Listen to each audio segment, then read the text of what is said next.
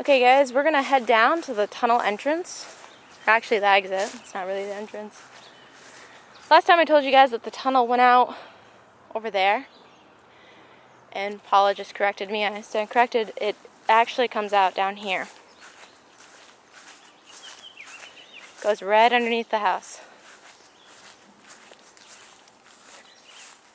And that's it, right there. Now, they normally open this in the summertime, but they haven't had a chance to yet. So maybe I'll update the website when they do, and I'll actually walk through it with you guys. I've been through it before, and it's really cool. Now the slaves would run out here. They would exit, and they would run to about where that little tree stands, that little lonely tree. That's about where the barn was. The barn burnt down, but that's where they used to go. They used to go, and they would hide there until it was safe to come out again. You can see that these rocks kind of fallen in a little bit, but it's still really, really cool. This wall is pretty good, doing pretty good. And up there, from up there, you can't see this. You have no idea that this is there unless you came down here and looked.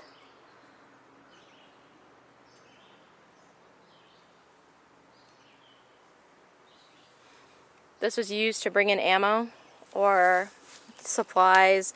Other owners used it for canned goods and just barrels of their homemade canned goods to bring into the cellar, which was easier to bring in when you don't have to use stairs. You could just walk through. But it was part of the Underground Railroad. People did use it to help the slaves, hide the slaves down there. Now also what you don't know about the cellar is that in the cellar they found a skeleton of a British soldier. And the story is that the man who owned the house must have murdered a British soldier, and he just threw the body down there for concealment. And that is just, I think that's really cool.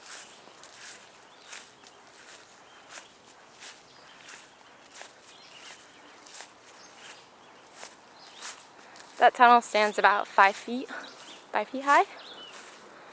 Probably as you go in it, it shrinks just a little bit, but so it starts inside the house and it comes across. And I was wrong. And you can see from standing here, you can't see it. Even if you're walking up the driveway, you still can't see it.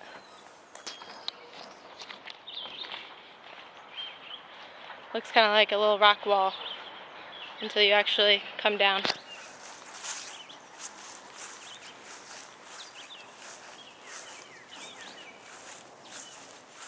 Unless you're standing directly in front of it, you will not be able to see it. And across the street, get up the hill real quick. Here's the old barn again. Across the street from the Howard House is another historical building that I didn't do much research on. I didn't actually do any at all. Paula just told me this, but this house over here was used to hold ammo as well. It was used to hold ammunition. So that's pretty cool. You can see the same basic stone structure on the bottom. The part that has not been redone. That's just pretty cool. Alright guys, so you've seen the tunnel, you've seen the inside of the house, and that's it for the Howard House. I hope you guys learned something.